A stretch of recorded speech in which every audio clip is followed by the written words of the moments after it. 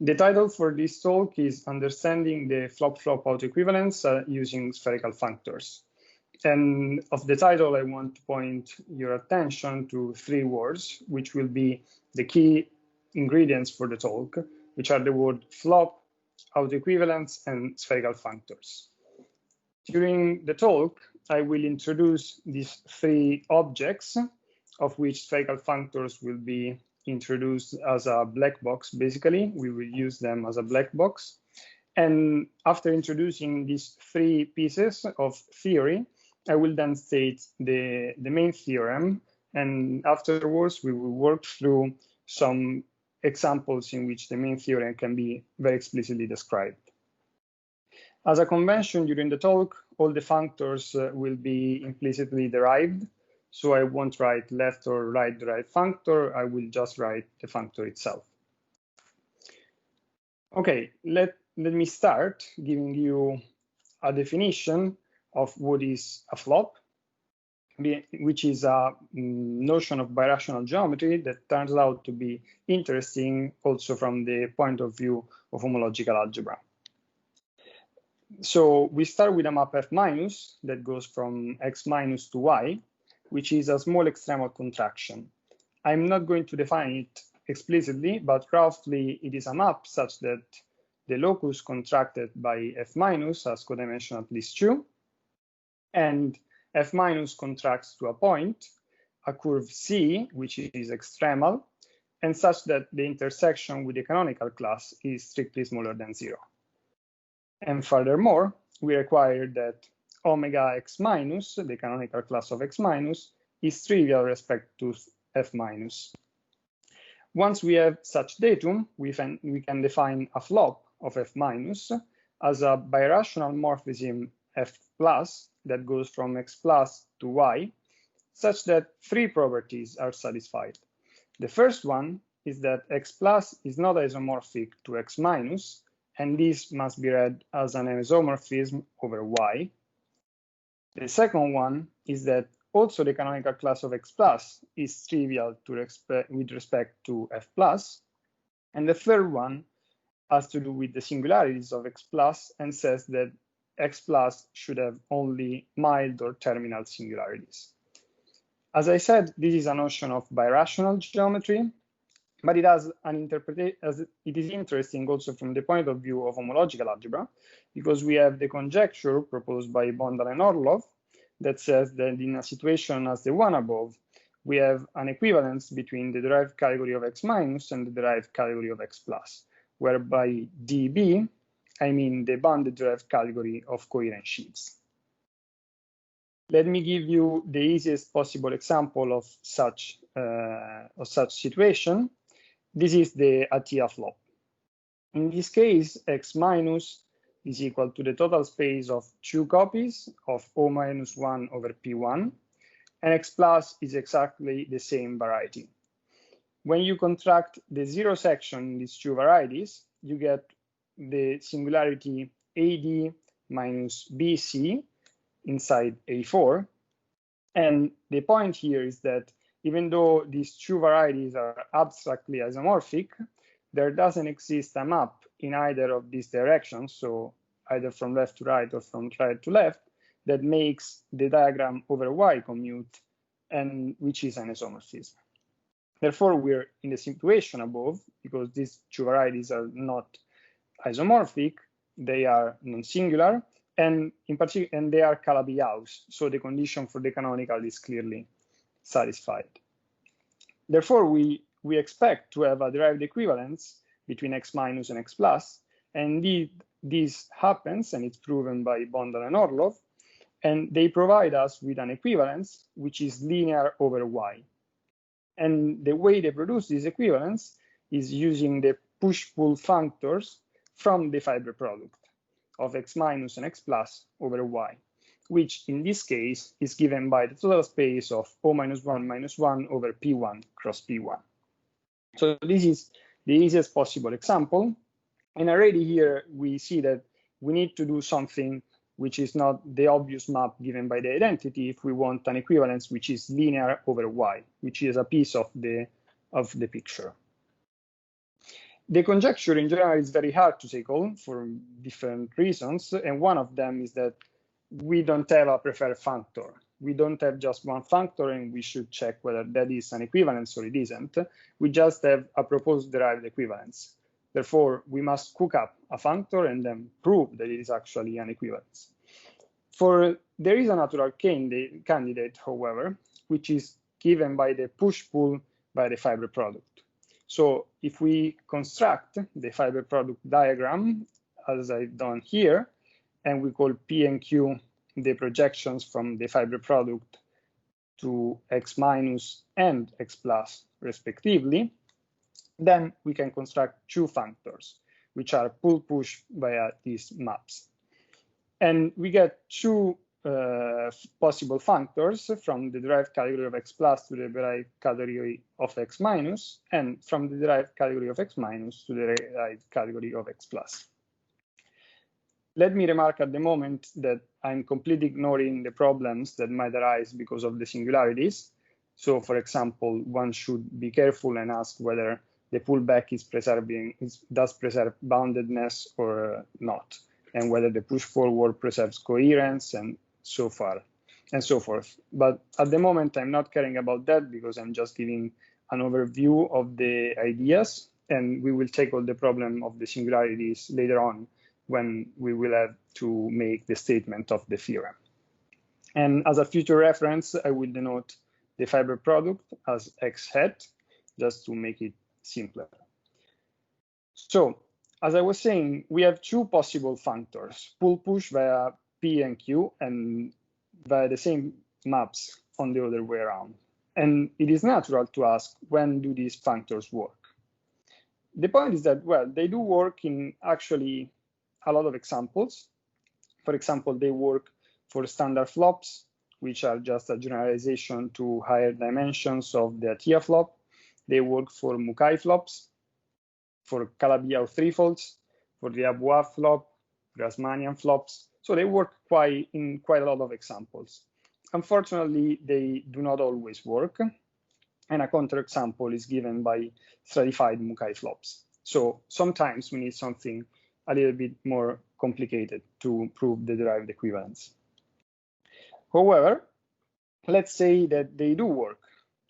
Then we have a non-trivial autoequivalence of either side. In this case, I'm considering it for this side of x plus, but you could also consider it for the side of x minus, of course, and which is called the flop-flop autoequivalence, and that I will denote as FF. And this is just a composition of four functors, which are pull up via Q, push down via P, pull up via P, and push down via Q. This is a very interesting autoequivalence, which has been studied for a long time. And the reason why it is interesting is that this non-trivial is stronger than just not being the identity. In order to explain explicitly what I mean by this, let me recall a little bit about the structure of the autoequivalence group of the bounded derived category of a variety X. So inside the group of the automorphism, inside the automorphism group of DBX, we always find three types of autoequivalences.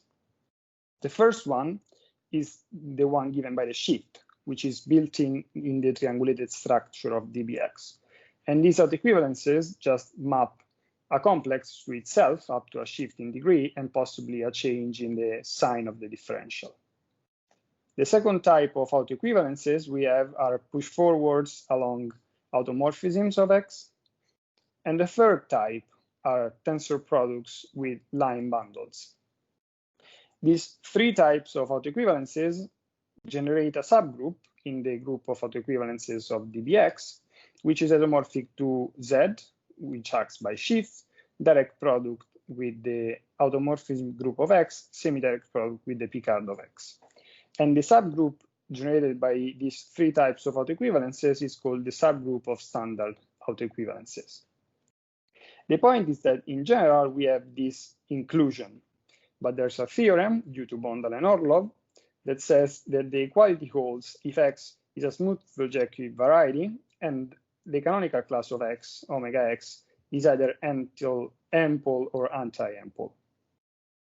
The claim is that as soon as the flop-flop autoequivalence is not the identity, then we have that the flop-flop is not in the standard autoequivalence subgroup.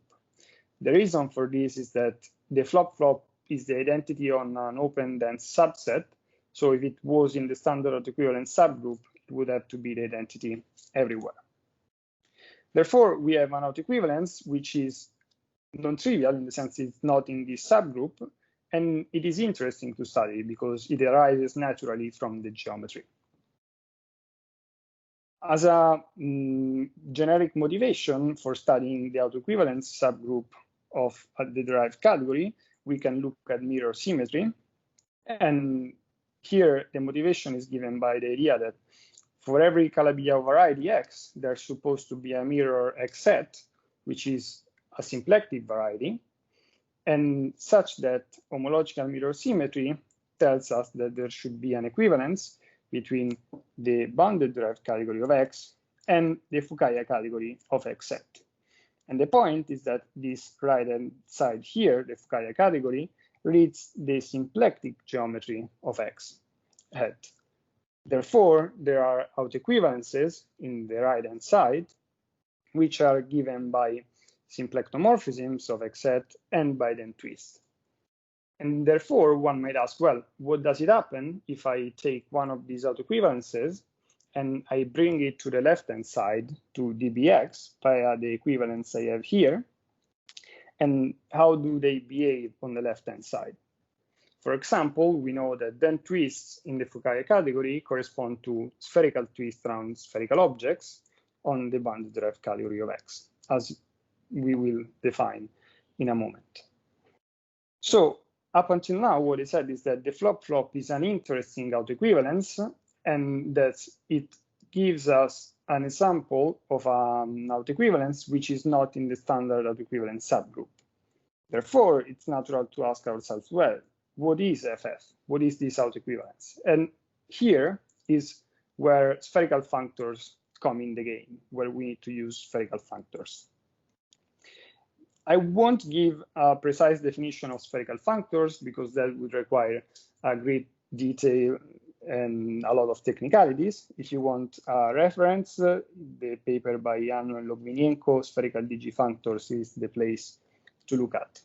For us, they will be a black box, and the idea is that a spherical functor is obviously a functor from a category C to a category D, and these categories have to be suitably enhanced in order to have all the higher degree datum you need when you want to perform cone constructions. And this functor has to satisfy certain properties. The important thing for us is that out of a spherical functor, we can construct an autoequivalence of the target category D, which is denoted by TF, and which is called the spherical twist around F. As a side remark, you could also construct an autoequivalence of C, which is called the cotwist around F, but we won't need that one. So we will use spherical functors as this black box of functors from which we can construct an autoequivalence of the target category. Let me give you some examples to understand what we're talking about. The first example is given by spherical twists around spherical objects. And these were introduced by Seidel and Thomas, and they were the first example of spherical functors. And here is where the whole theory started.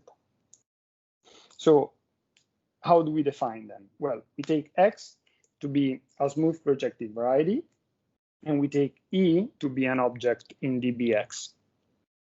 We say that this object E is spherical if it satisfies two properties. The first property is that E is stable under tensor product with the canonical bundle. The second one is about the homs of E with itself. And it tells us that the hom of E to E shifted by an integer I have to be either C if I is 0 or the dimension of X, or 0 otherwise. Once you have an object like so, And you can see from condition 2 why it's called a spherical object, because if you sum up all these vector spaces over the integer I, you get a graded algebra, which is isomorphic to the graded algebra you get computing the cohomology of the sphere of the dimension of X. Then from an object E, which is spherical, you can construct an autoequivalence, which is called the spherical twist around E, that on an object F acts as the cone of the natural evaluation map. Clearly, this definition is not correct because the cone construction is not functorial, but you can construct it in a functorial way, and then you check that on objects acts in this way. From the properties we required for E, we see that the twist around E on the object E itself acts as the shift 1 minus d, where d is the dimension of X. And on every object which is in the right orthogonal to E, so all the objects that have no hom of any degree from E, then the twist around E acts as the identity. From these two properties, you can check that the spherical twist around E doesn't belong to the standard subgroup of autoequivalences as soon as the dimension is at least 1 and the orthogonal to E is not 0. The second example I want to give you is a little bit trickier in the sense that the statement is that any autoequivalence of a nice, and here nice means enhanced, triangulated category is actually a spherical twist around a spherical functor. This is a theorem which was proved by Ed Siegel in 2016. This is a very general statement which tells you actually that when you enhance the category in a correct way, if you can do that, and the autoequivalence is enhanced as well, then you can always realize a spherical an autoequivalence as a spherical twist around a spherical functor. As an example, let's look at tensor products with line bundles. Then in this case, we have a line bundle L in the Picard group of X, and we seek a functor f from C to dbx, where C is some source category, such that the twist around f is given by tensor product with L. Then the claim is that you can take Y to be the total space of L dual, and this is the geometric total space, so there's another dual you need to take. And then you can take dby as source category, and the functor is given by the derived restriction along the inclusion of the zero section. This functor is indeed spherical, and the twist around it is given by the tensor product with L up to a shift by 2. If you want to delete the shift, then you should consider the sheaf of graded algebras given by OX plus L dual shifted by -1. And here you see that naturally graded categories and DG categories come in the game, and indeed DG categories are the correct word to set up the theory of spherical functors. The question, however, now is, well, I've introduced autoequivalences, I've introduced spherical functors, and I said that all autoequivalences can be realized as spherical twist around spherical functors. So what's the use for us of this statement? The point is that understanding the functor, or possibly a functor, because there might be more functors that give the same autoequivalence as a twist. So understanding a functor and its source category, which realizes your autoequivalence as a spherical twist, can help us understand the autoequivalence itself. And it can help us answer questions such as, does the twist around the functor f split as the composition of simpler autoequivalences? And this is a question we might be interested in, because if we were able to realize the flop-flop as the inverse as the twist around a spherical functor, then understanding whether this autoequivalence splits as the composition of simpler autoequivalences, it's interesting in itself, because we have an autoequivalence and we want to understand its structure. So if it's possible to split it in simpler ones, that would be great.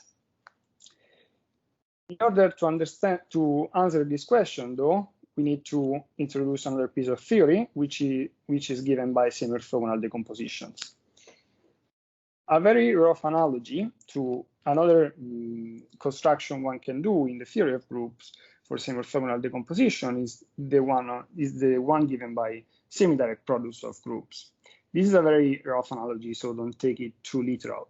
The idea is that when you take two groups, G and H, and a morphism of group phi from G to the automorphism group of H, then you can define a new group, which is called the semi-direct product of the two groups. And the point is that whereas the symmetric product is clearly symmetric in the factors, the semi-direct product is not, because you've made the choice of phi. And however, even if you have this new group, which might be in principle harder than the simpler groups G, H, and phi, you might be able to bring back questions about the semi-direct product to the three factors from which you built it. And the idea behind SODs is similar. We want to chop up dBx into smaller pieces, which are semi-orthogonal, and that might be easier to understand in general. The point is, well, how do we define semi-orthogonality? The way we define semi-orthogonality is using the graded Hom built in the derived category, which is just given by the direct sum over all the integers of Hom from the first object to the second object shifted by that integer. And we use this graded Hom to define semi-orthogonality. Then what we do is we say that the Bx has a semi-orthogonal decomposition in terms of A1 up to AR, where A1 up to AR are subcategories of dBx, if two conditions are satisfied. The first one is that there are morphisms from AI to AJ, if and only if I is smaller or equal than J. So you can go from left to right, but you cannot go from right to left. You cannot come back. And the second condition is that dBx is generated in a suitable sense by A1 up to AR. Let me give you some examples to understand what we're talking about. The first example, which is the easiest one, is the one about projective spaces, and it's due to Berenson.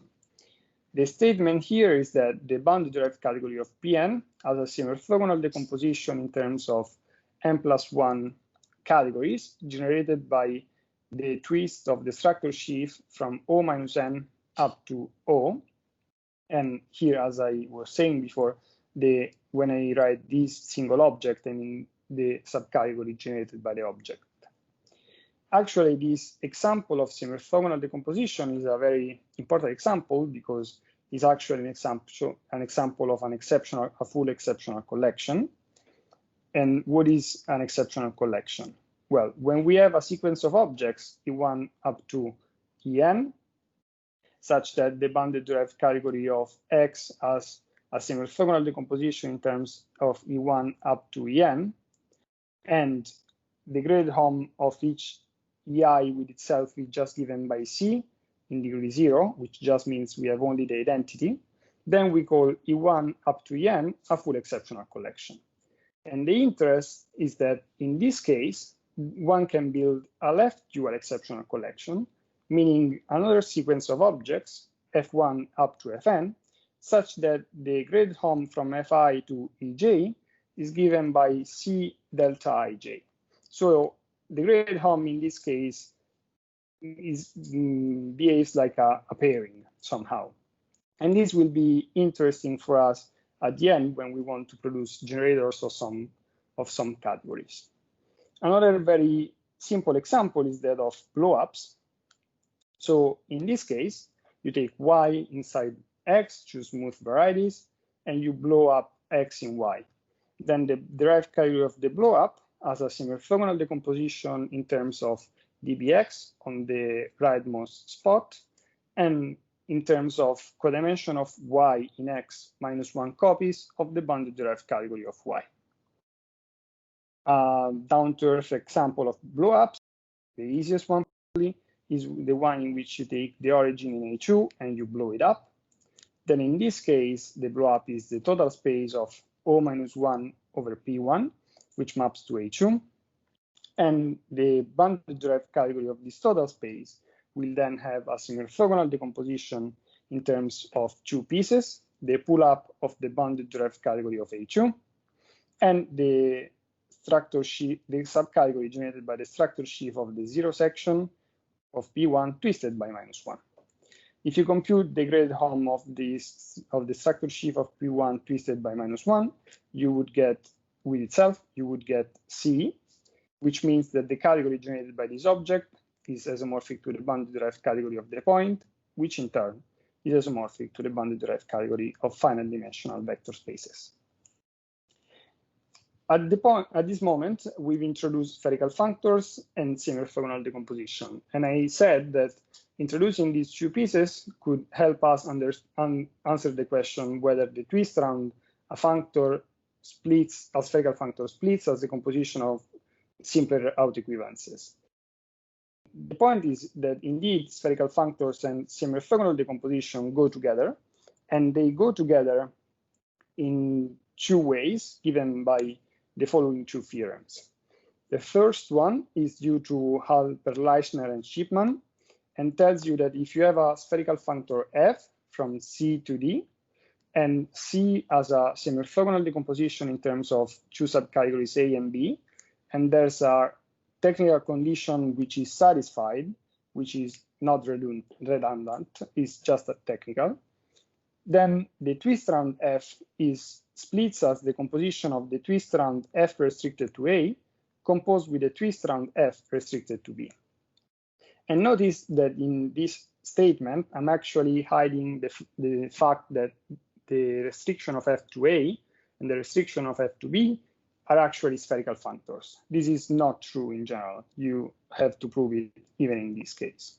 So if you have a functor and you have a spherical functor and a semi-orthogonal decomposition plus a technical condition, then you twist splits. The other way around, you can also glue back spherical functors. And this is a theorem I proved that tells you that if you start with two spherical functors, f1, f and f2, with the same target category C, and two source categories A and B, then there exists a third spherical functor with the same target category C and a source category D, such that two conditions are satisfied. The first one is that D has a semi-orthogonal decomposition in terms of B and A, and the second one is that the twist around this new spherical functor f tilde is isomorphic to the composition of the twist round f2 composed with the twist round f1. So in this case, what I'm saying is that if you have two spherical functors, you can glue them back. You can glue them, and the source category you get as a semi-orthogonal decomposition in terms of the previous ones. Now, I've introduced basically all the pieces I need, so we can go back to our setup, and let's see what we can do about the aim we had since the beginning of understanding the flop-flop autoequivalence as using spherical functors. So we have the fibre product diagram of x minus and x plus over y, and we call P and Q the projection from the fibre product to x minus and x plus respectively. We make the following assumption, which is that the derived push forward of the structure sheaf of x set to x minus gives us the structure sheaf of x minus, and that the derived push forward of OX set to x plus gives us OX plus. Once we make this assumption, we can go on, and we try to fulfill the aim of presenting the flop-flop autoequivalence as the inverse twist around a spherical functor. As we're getting near to the statement, I now have to take care of the singularities that before I just didn't care about.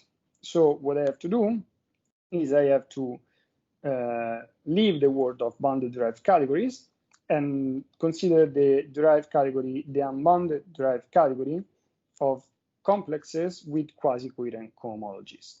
In this way, I don't have to care about whether the functor presents boundedness or coherence or whatever. All the functors are defined, the adjunctions work, so this is a little bit more flexible in this case. Now, let us have a look at this flop-flop autoequivalence. This is the composition of four functors: the pull up via Q, push down via P, pull up via P, and push down via Q. The two pushdowns, which have source category, the unbounded derived category of quasi-coherent sheaves on X set, clearly don't see the category K, which I define to be the common kernel, the intersection of the kernel of P star with the kernel of Q star. Therefore, we can consider the quotient of the category DQCX set by the subcategory K. By the assumption we made before about the push forward of the structure sheaves, the category DQCX set mod K has a semi-orthogonal decomposition in terms of two subcategories. One of them is given by the pull-up of the derived category of X minus, the unbounded derived category of X minus, and the other one is the subcategory I would call C, which is given by all the objects E in the quotient, such that the pushdown of E is isomorphic to 0. Now that I introduced all these notions, I'm able to state the theorem that says that the functor pushdown vacuum in this subcategory C of the quotient to the unbounded derived category of quasi-coherent sheaves on X plus is spherical, and the inverse of the twist around it is given by the flop-flop autoequivalence on the category of unbounded complexes with quasi-coherent cohomologies on X plus. Therefore, this theorem actually fulfills the aim we had of presenting the flop-flop as the inverse of the twist around a spherical functor. Sorry, Federico, can I ask a question? Yeah. I think that this spherical subcategory of the fiber product, isn't it described in Bondel-Bagenta? And isn't the statement that it is indeed spherical also in Bondel-Bagenta? I might be sort of, or you might be working in some different generality, but I just want to, do you know how this relates to the results? I'm speaking about it in a second. The difference is that here I'm not imposing any restriction on the dimension of the fibers of F plus or F minus, whereas in their work, they work with fibers of relative dimension 1. But then the result is different in the sense that the idea is the same, but then they're able, for example, to come back to the bounded derived category, and they're able to give a very geometric description of C, whereas in the case I'm working with, where I don't have a bound on the dimension of the fiber, I'm not really able to give a geometric description in general, and I can come back to the bounded case only in some examples. I see, sure. Thank you. Okay, so before going into some examples, I wanted to make some remarks. The first one is about the thing I was just saying, that in general, we're interested in the bounded derived category of coherent sheaves rather than in the unbounded derived category of quasi-coherent sheaves. And coming back from the statement for the unbounded derived category to the bounded derived category is possible once you put restrictions on the map P and Q, like you have to put requirements of finite third dimension and properness if you want to work in full generality, in order to be sure that coherence and boundedness are preserved. And in that case, you can come back to the bounded category, but it's not so interesting because you don't get so many information about the source category for the autoequivalence in the bounded derived category. But if X plus is smooth, then you can just restrict to compact objects, and that works well. And in that case, you can give a description of the source category for the autoequivalence on dbx plus in terms of a compact generator, which is quite nice. The second remark I wanted to make is that the idea of studying this quotient category was first pursued by Bonzenta and Bondal in the case where F minus F fiber of dimension at most 1. And more precisely, what they prove is that if you define AF plus to be the category of coherent sheave on X plus that derive pushed down by F plus to 0, and you derive the inclusion of AF plus inside the category of coherent sheaves on X plus, then you get a spherical functor whose inverse twist is given by the flop-flop autoequivalence. The relation to the previous theorem is that when you restrict the previous theorem to relative dimension 1, then you can match it with the theorem they proved using the fact that they also prove that there's a projective generator P of AF plus. And if we call AP the endomorphism algebra of this projective generator, then C is isomorphic to the derived category of AP modules.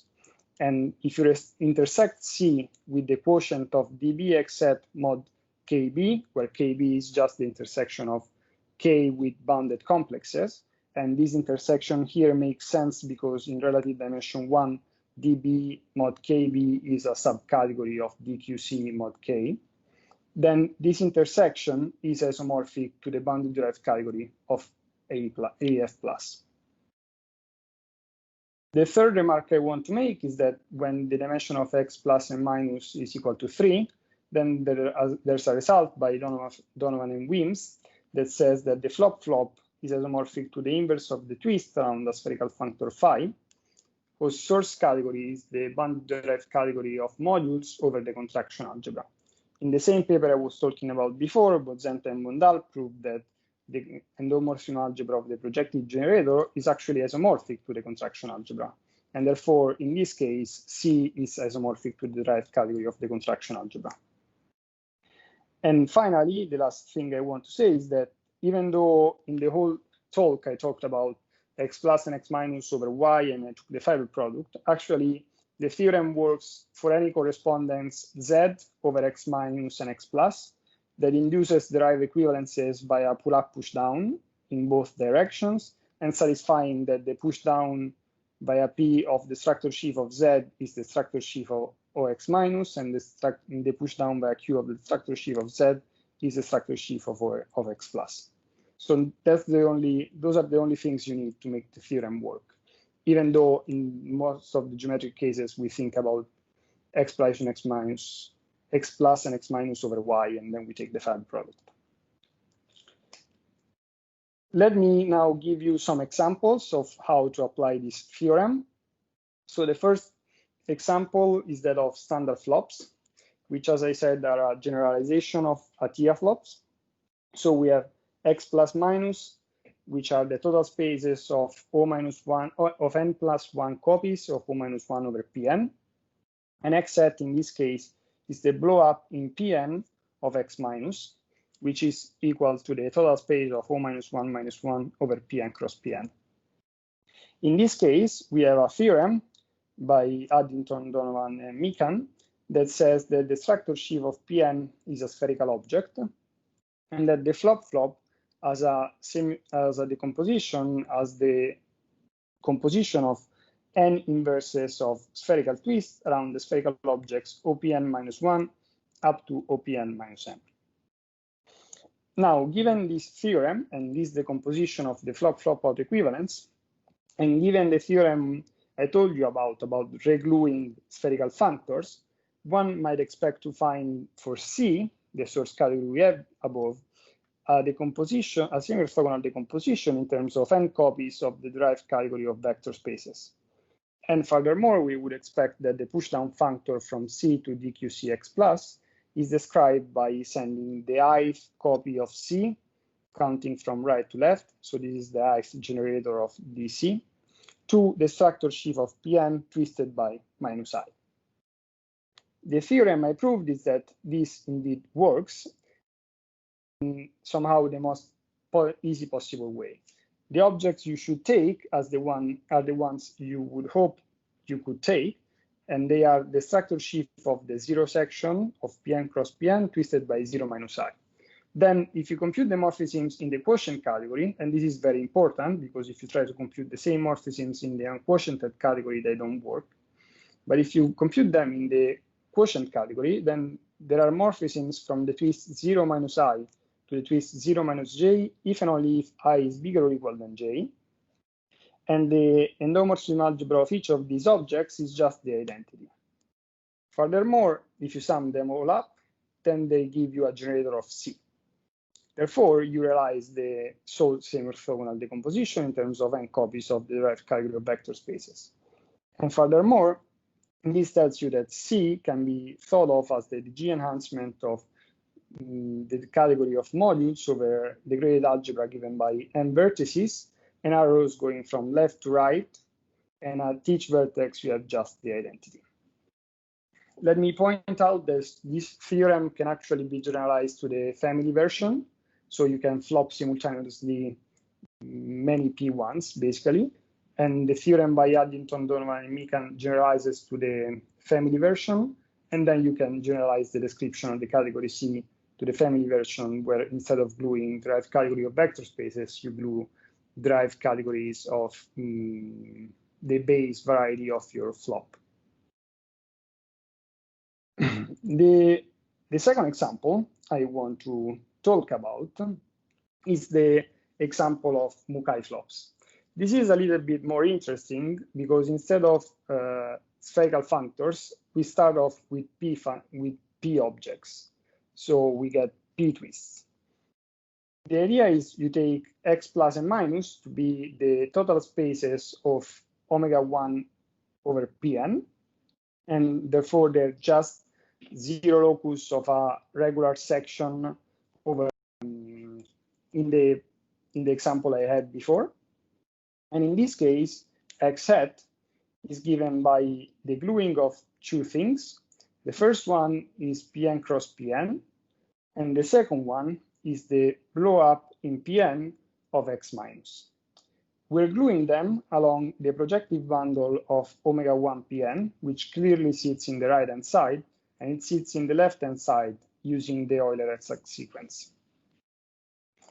Even in this case, we have a theorem by Addington, Donovan, and Meekan that tells us that the structure-sheaf of Pn in this case is a Pn object, which I'll define in a moment, and that the flop-flop autoequivalence is isomorphic to the composition of n inverses of P twists around the Pn objects OPn minus 1 up to OPn minus n. So what is a Pn object? A Pn object is defined in a similar way to how spherical objects were defined. The first condition, and we impose two conditions. The first one is that it is stable under tensor product with the canonical bundle. And the second one is that the graded algebra you get from E to itself in the bound-derived category of X is isomorphic to the graded algebra CT mod Tn plus 1, where T has degree 2. And the second condition gives you the name, because this is the same algebra as the one you would get if you were to compute the cohomology algebra of Pn, where n is the dimension of the variety X. And to each such object, you can associate an autoequivalence, which is called the P twist around a P object. And it was introduced by Albrecht and Thomas. And it's defined similarly to how it's defined the spherical twist around a spherical object. You need to take two cones instead of one. Even this spherical twist, even these P twists were then later generalized to P twist around P functor by Anno and Logvinienko. Ed Segal, in the same paper... Sorry, Federico, can I please interrupt you? The generalization to Pn functors was done by Sabin Kautis and Nicholas Addington. We, well, to split Pn functors. We then sort of generalized it further, but the construction of P-twist and all the ideas were already evident on split level. So, I mean, please mention them as well. Okay, sorry, my bad, I'm sorry. No problem. Thank you. Then I was saying Ed Segal gave, in the same paper I talked about before, Ed Segal gave a construction of the P twist around a P object as the spherical twist around either of the following two spherical functors. The first one is the spherical functor whose source category is the bound-derived category of modules over the algebra CQ, where Q has degree 2, and the functor is then tensor product with E. And the second one is the functor whose source category is the category of modules over C epsilon mod epsilon squared, where the degree of epsilon is -1. And here, what you do is you tensor with the canonical extension of E given by T. Notice that in this case, the two pictures are related by Koszul duality. as we did before, then what we would expect is that the category C has a semi-orthogonal decomposition in terms of n copies of either the derived category of CQ modules or n copies of the derived category of C epsilon mod epsilon squared modules. What they prove so, excuse me, what is C? Do you cook it up or is it given in advance? No, C is the source category I was talking about before. It's the orthogonal to the pull up in the quotient category. I see. I'm trying to describe this C here. Okay, thank you.